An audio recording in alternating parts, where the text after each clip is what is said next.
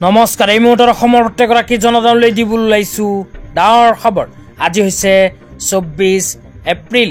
আজি অসমৰ লাখ লাখ দুখীয়াসকললৈ কেইখনমান চৰকাৰী আঁচনি লৈ দিবলৈ ওলাইছো ডাঙৰ খবৰ।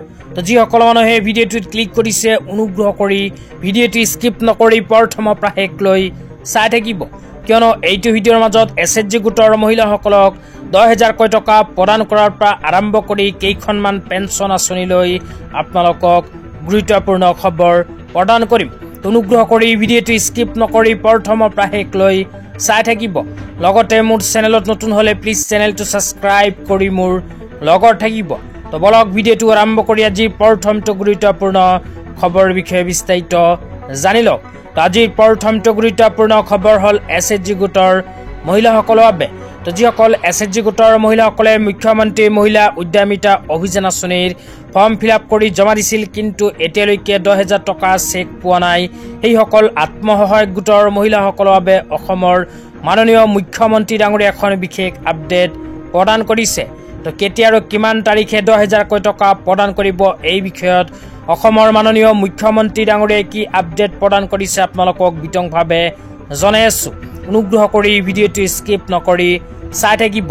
তো অসম চৰকাৰে ইতিমধ্যে বিহালী সমষ্টিত 23,375 গৰাকী মহিলাক 10,000 টকা প্ৰদানৰ চেক প্ৰদান কৰিছে।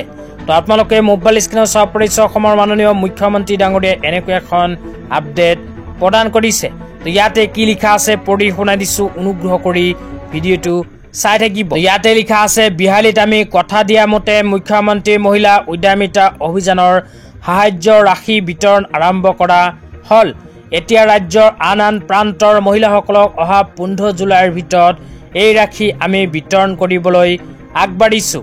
তো ইয়াতে অসমৰ মাননীয় মুখ্যমন্ত্ৰী ডাঙৰীয়াই কোৱা অনুযায়ী যিসকল আত্মসহায়ক গোটৰ মহিলাসকলে এতিয়ালৈকে 10,000 টকাৰ চেক পোৱা নাই, সেইসকল আত্মসহায়ক গোটৰ মহিলাসকলক অহা 15 জুলাই তাৰিখৰ ভিতৰত মুখ্যমন্ত্ৰী মহিলা উদ্যমিতা অভিযান আঁচনিৰ 10,000 টকাৰ চেক প্ৰদান কৰিব।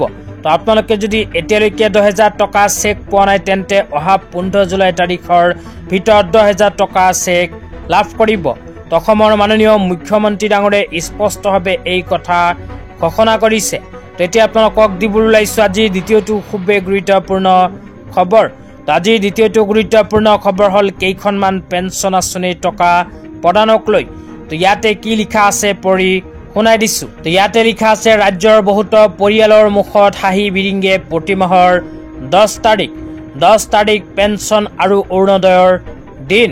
তো অৰুণোদয়ৰ দিনত মহিলাক আৰ্থিক সুৰক্ষা প্ৰদানৰ লক্ষ্যৰে মাননীয় মুখ্যমন্ত্ৰী ডক্টৰ হিমন্ত বিশ্ব শৰ্মাৰ নেতৃত্বাধীন চৰকাৰে আৰম্ভ কৰা অৰুণোদয় আঁচনিৰ দ্বাৰা ৰাজ্যৰ 43,86,599 গৰাকী হিতাধিকাৰী উপকৃত হৈছে আৰু এই শিতানত প্ৰতিমাহে 384.2 কোটি টকা ব্যয় কৰা হয়। ইন্দিৰা মেৰী সৰ্বজনীন বিধৱা পেঞ্চন আৰু দীনদয়াল দিব্যাংগজন সাহায্য আঁচনি অৰুণোদয় আঁচনিত অন্তৰ্ভুক্ত কৰা হৈছে। তো ইয়াতে কোৱা অনুযায়ী অসম চৰকাৰে প্ৰতি মাহত 43,86,599 গৰাকী দুখীয়াসকলৰ বেংক একাউণ্টত কেইখনমান আঁচনিৰ টকা প্ৰদান কৰে। তো ইয়াৰ লগত সংগতি ৰাখি অহা 10 মে তাৰিখে অসম চৰকাৰে এই কেইখন আঁচনিৰ টকা প্ৰদান কৰিব বুলি উল্লেখ কৰিছে। তো কোন কেইখন আঁচনিৰ টকা প্ৰদান কৰিব আপোনালোকক বিতংভাৱে জনাইছোঁ, অনুগ্ৰহ কৰি চাই থাকিব। তাৰপিছত লিখা আছে, আৰ্তজনৰ কাষত অসম চৰকাৰ প্ৰগতিৰ দিশত ৰাজ্য আমাৰ 10 তাৰিখ পেঞ্চন আৰু অৰুণোদয়ৰ দিন। তো অসম চৰকাৰে প্ৰতি মাহৰ 10 তাৰিখটো পেঞ্চন আৰু অৰুণোদয়ৰ দিন হিচাপে ঘোষণা কৰিছে। তো ইয়াৰ লগত সংগতি ৰাখি অহা 10 মে তাৰিখটো পেঞ্চন আৰু অৰুণোদয়ৰ দিন।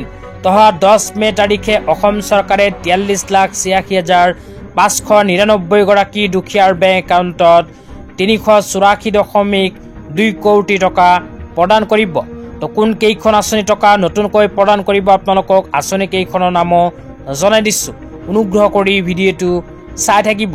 তো আঁচনি কেইখনৰ ভিতৰত ইয়াতে কোৱা হৈছে, ইন্দিৰা মেৰী সৰ্বজনীন বিধৱা পেঞ্চন আৰু দীনদয়াল দিব্যাংগজন সাহায্য আঁচনি এতিয়াৰ পৰা অৰুণোদয় আঁচনিত অন্তৰ্ভুক্ত হৈছে। এই দুইখন আঁচনিৰ হিতাধিকাৰীসকলে অৰুণোদয় আঁচনিৰ টকা লাভ কৰিব। লগতে অৰুণোদয় শহীদ কুশল কোঁৱৰ বৃদ্ধ পেঞ্চন আঁচনি, ৰাষ্ট্ৰীয় দিব্যাংগ পেঞ্চন আঁচনি, বিধৱা পেঞ্চন আঁচনি আৰু বৃদ্ধ পেঞ্চন আঁচনি।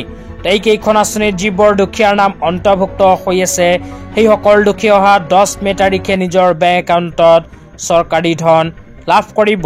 তো আজি ইমানেই। ভিডিঅ'টো চাই কেনে পালে নিশ্চয় এইটো ভিডিঅ'ৰ কমেণ্ট বক্সত কমেণ্ট কৰি জনাই দিব। লগতে মোৰ চেনেল নতুন হ'লে চেনেলটো ছাবস্ক্ৰাইব কৰি মোৰ